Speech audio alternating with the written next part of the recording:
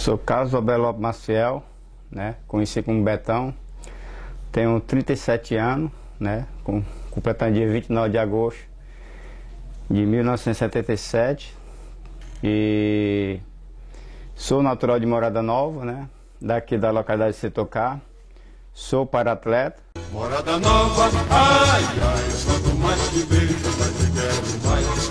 Morada Nova, ai, ai, quanto mais te vejo, mais te quero mais. Em Morada Nova tem homem da gente, mais te gana valente, não tendo ficar. Mais te tem, eu tô lindo que é bom na deixa. E moça parteira pra se namorar. Morada Nova.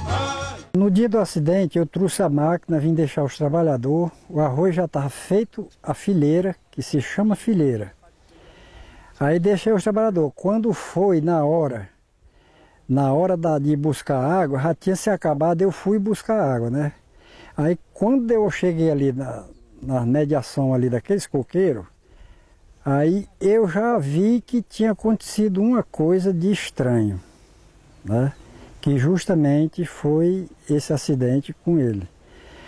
Aí na hora, quando eu vi os homens saindo com ele, eu quase caí da bicicleta, porque a gente se sente como que eu fosse culpado, né? O seu Chiquerninho pegou ele, aí trouxe pra cá, na caconda dele. Quando chegou aí em frente do irmão Mundinho chegou e disse: "Ligado, aqui tem o carro." Botei o Beto dentro do carro, vamos levar pra Morada Nova.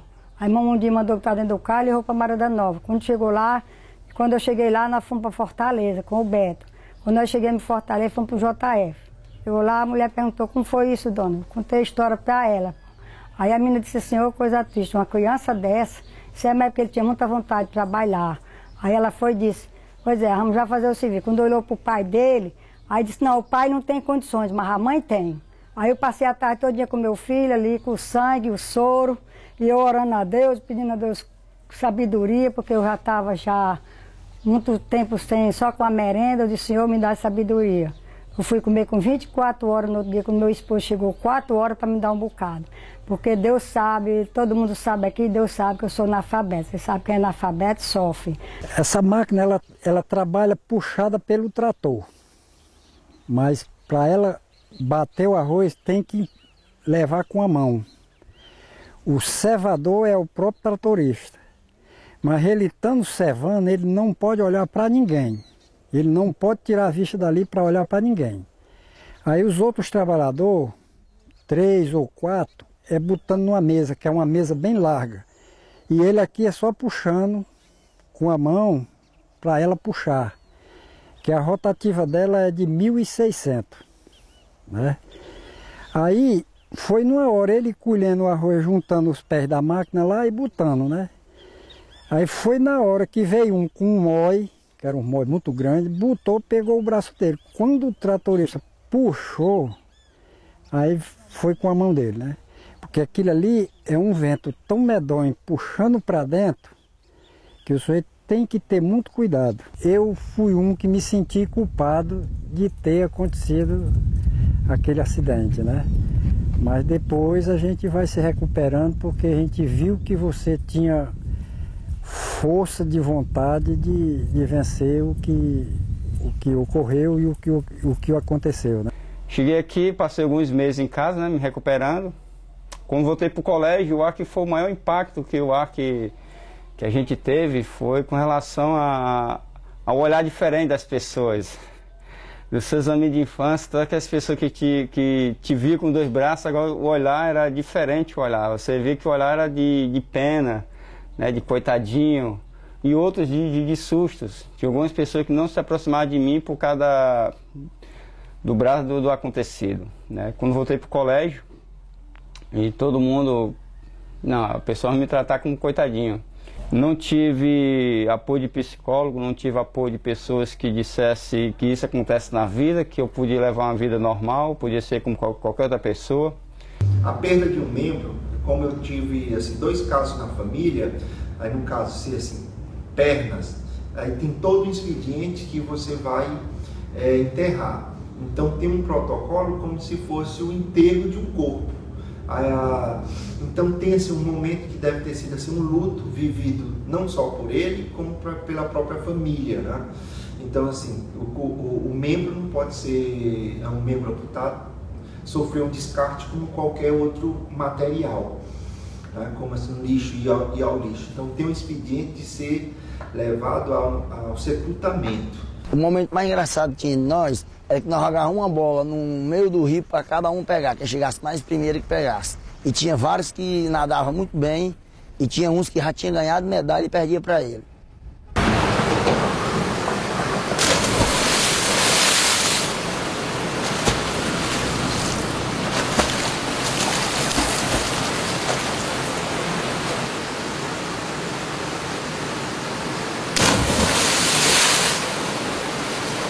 E a de manhã da gente, a alegria da gente era estar no rio, entendeu? E quando chegava no rio, via a diferença do Beto pros outros. Beto com o braço, o Beto lá. Rapaz, o Beto é bom. Esse cara é bom, esse cara. Conta a historiazinha aqui, chegou o cara de São Paulo e o cara soltando nós tinha pra nadar de lado pro rio pro outro. Aí ele disse, rapaz, nós não vamos não. Aí o cara olhou, por quê? Vocês de 2 braços, mas vão não? Vai aquele ali, o Beto. Aí eu falei, vai o Beto. Mas o cara de 2 braços não ganha da gente, um dia um vai ganhar. Não se preocupe não, vai ele. Eu vou até R$1.000 com vocês. Então pronto, vai. O Beto começou, deu logo um cambão. O cara chegou no meio do rio, o cara parou. Rapaz, esse daí eu não vou não, o cara é bom. O cara é bom mesmo. Aí eu disse, rapaz, eu disse assim, ó, vendo, ó, você não se caba não. Quando o caba tem talento mesmo. Pode ter 2 braços, pode ter nenhum, mas quando tem talento, ele é bom mesmo. E assim, Beto, você tinha privilégio com relação ao trabalho braçal com a galera? Não, não tinha. O pessoal dizia assim, eu gostava porque quando você não é favorecido, você tem que mostrar o seu potencial. Independentemente se eu tenho só um braço ou não, ele dizia assim, Beto, você não vai ganhar o mesmo tanto? Vou. Você não vai comer do mesmo jeito que a gente? Vou. Então você tem trabalho do mesmo tanto. Você aqui não tem privilégio. A gente brincava no Rio Banabuiú aqui, na ponte do Rio Banabuiú, a gente brincava muito de pega-pega, né? E eu jogava muito bola. Então o meu corpo ele ficou modelado ao esporte, ficou muito ativo, né? E com isso eu ia passando pela pista de atletismo aqui em Manoel Nova, né? Conheci um cara chamado João Moura, né? Que viu meu biotipo e disse, cara, você dá pra fazer esporte, dá pra fazer atletismo. Ele disse, cara, não sei o que é atletismo. Atletismo tem um salto em distância que você corre e pula, né? Tem um lançamento de disco, que é um disco redondo que eu tenho aqui, eu vou te mostrar. Tem um remédio do peso, dá para você desenvolver essas habilidades com a sua força, com as suas força física, dá para você desenvolver. Não, então vamos. Então comecei a gostar do esporte e ver uma forma de me conhecer mais como pessoa. Pô, se os caras não dito deficiente fazem esse esporte, igual imagine eu fazendo o mesmo esporte com esses caras. Então começar a mostrar também para os outros deficientes que eles são capazes de fazer isso. Então comecei a fazer o atletismo, né, em 2004. Em 2005 conheci, né, o esporte paralímpico. Foi o ano que eu conheci o esporte paralímpico com o Frank lá da DM Ceará, de Fortaleza.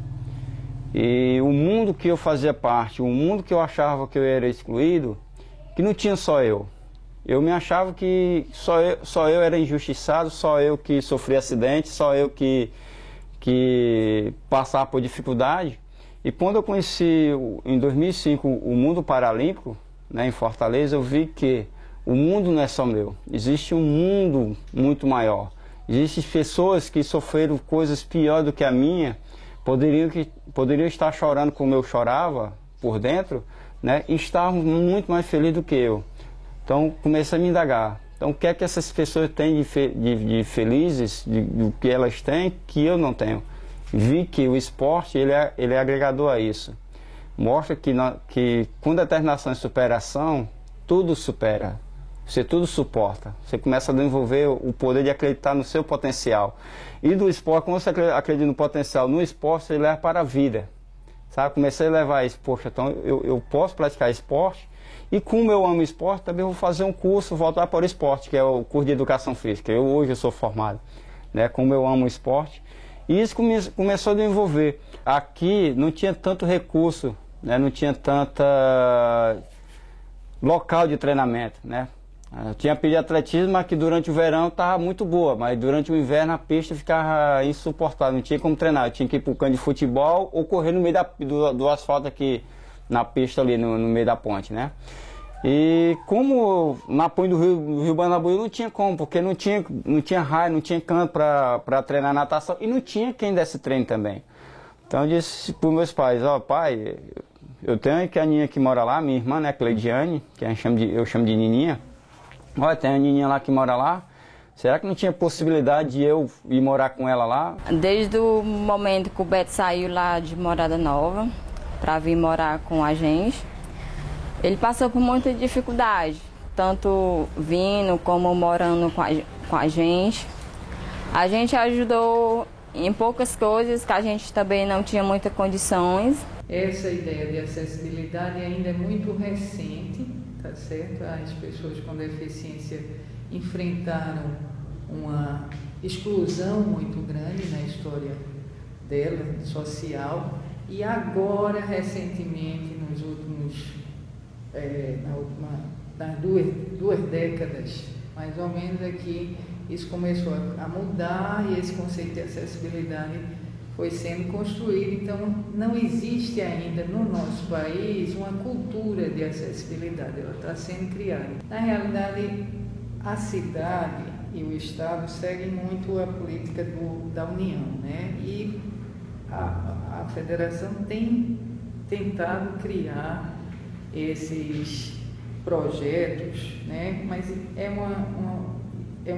uma forma muito lenta que acontece, né? Na realidade, um fator que é de extrema importância é a participação das pessoas com deficiência motora nesse processo, porque eles têm um lema no movimento social de pessoas com deficiência que diz: nada sobre nós sem nós. Então, por quê? Porque a própria pessoa que vivencia as barreiras, as dificuldades, é que pode dizer quais são as soluções que elas precisam. Às vezes são pequenas soluções que elas conhecem muito mais do que a gente.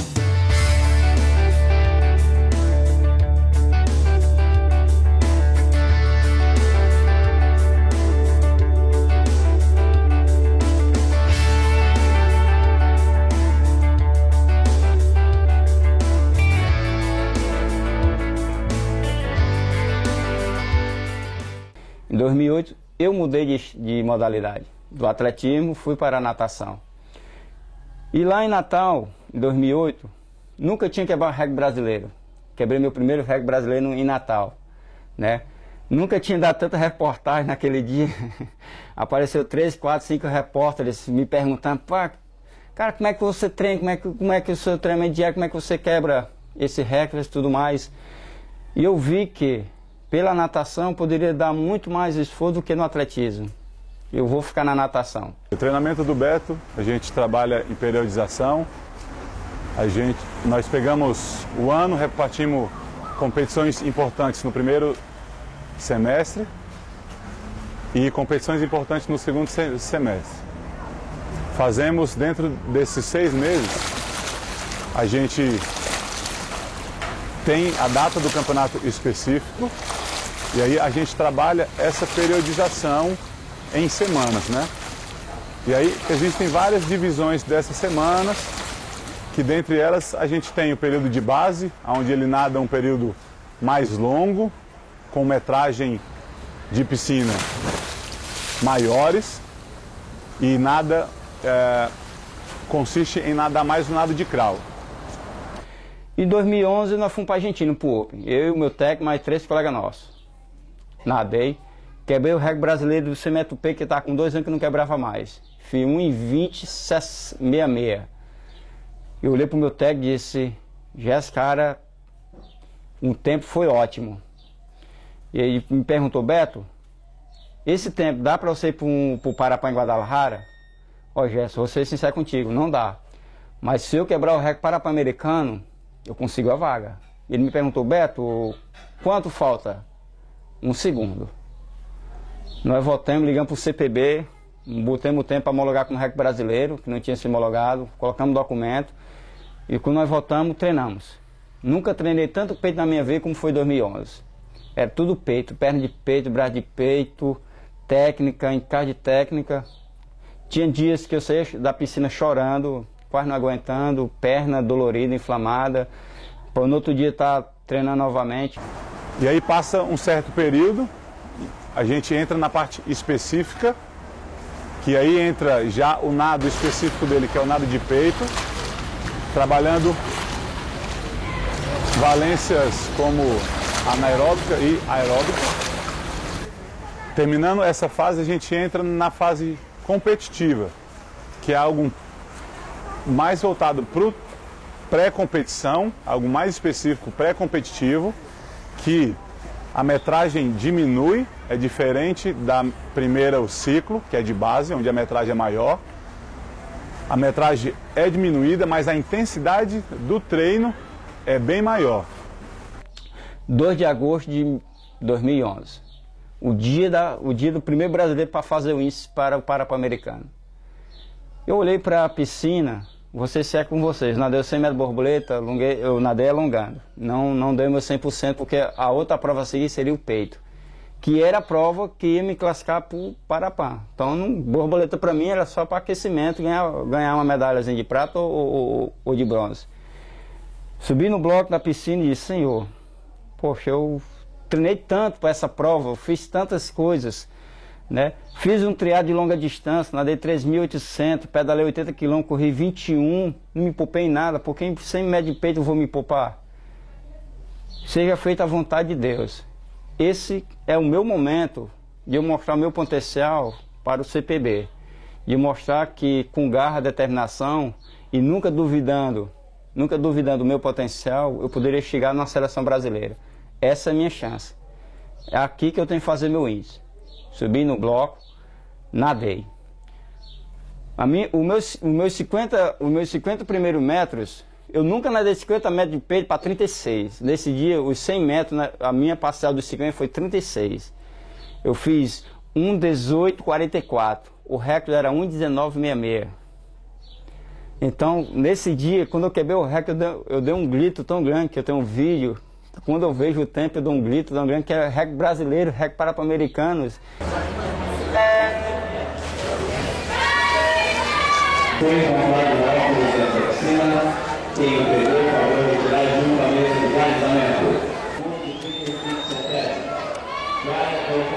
Vai, Betão, vai! Vai! Vai, Betão, vai, Betão, vai, Betão! Valeu! Valeu, Betão! E eu vi que ali, aquele tempo ali, me colocou dentro do Parapan. Aquele tempo ali foi o que me colocou. Fiz exame de doping uma vez. Nesse ano eu fiz 4 exames de doping, um seguido do outro. Fiz no brasileiro, que eu quebrei o recorde. Fui convocar para o do Rio, nesse dia, fui para o Rio de Janeiro, com essa cidade maravilhosa no Open. Meu primeiro Open. Fiz a minha classificação internacional, que é obrigado a pessoa a fazer. Todo deficiente for competir internacionalmente pelo IPC, com pessoal oficial, tem que fazer a classificação internacional, não vai sem classificação. Fui para o Rio fazer a classificação, fiz outro exame de doping, não melhorei o tempo, mas mantive o tempo. E fui para Guadalajara como o melhor nadador de peito. No dia que eu recebi essa medalha lá em Guadalajara 2011, no Parapan em Guadalajara, né? Foi uma emoção muito grande mesmo, assim, né? Foi uma emoção que tudo que eu tinha lutado, pelas dificuldades, pelas lutas, se concretizou numa medalha de ouro. Já que na prova do 100 metros peito eu era o cara a ser batido. Então a medalha de ouro estava comigo no dia da prova. E os outros atletas, o objetivo deles era ganhar de mim, né? E essa medalha representa muito as minhas lutas, a minha dificuldade, né? E Deus quiser, quando meu filho nascer, ele vai ver essa medalha. Mal ele vai nascer, o primeiro brinquedo que ele vai pegar, quando for pegar algum brinquedo, vai ser essa medalha. Quando eu conheci ele, assim, ele já tinha uma vida mais estável, já era bolsista, tinha os treinos dele, ele é todo controladozinho, tem a agenda toda programada. Tem uns dias de treino de segunda a sexta, e passou a dar aula no Náutico. Como eu trabalhando também, a gente não...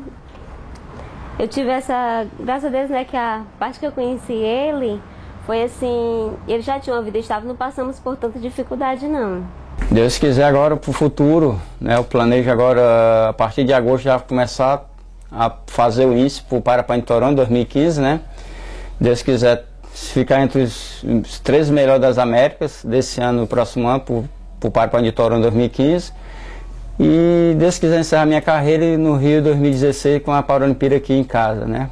E eu quero trabalhar com uma pessoa com deficiência, né? E em Morada Nova eu vou estar sempre aqui e lá. Já que eu vou comprar, Deus quiser ter um transportezinho, vou estar aqui e lá dando esse suporte. Né? Morada Nova, por ser minha cidade que eu amo, que eu adoro, né? E trabalhar com uma pessoa com deficiência e estar lá em Fortaleza, que é o polo principal, onde você tem que trabalhar com uma pessoa com deficiência e mostrar que a incapacidade não está na parte física, nem mas simplesmente intelectual. Trabalhar com essas pessoas, trabalhar, é o que eu amo fazer. Eu não gosto do esporte só porque ele me dá título, não, muito pelo contrário, eu gosto do esporte porque ele me agrega condições de eu buscar, né, ferramentas para buscar outras pessoas para o esporte, né? De que usar o esporte como um meio, né? De agregar as pessoas e incluir as pessoas na sociedade, mostrar que eles podem ir muito mais além do que imaginam. Eu aprendi na vida, isso eu aprendi vivendo, né? Olhando. E quando eu vi o seguinte, que a deficiência, ela não deveria ser um motivo para me retrair com as pessoas ou com a atividade, mas ela deveria ser um motivo a mais que eu pudesse mostrar que um braço ou não, um braço ou dois braços, independente de como era a minha deficiência, eu poderia fazer coisas tanto quanto uma pessoa que tinha dois braços. Então comecei a desenvolver essa habilidade de acreditar no meu potencial.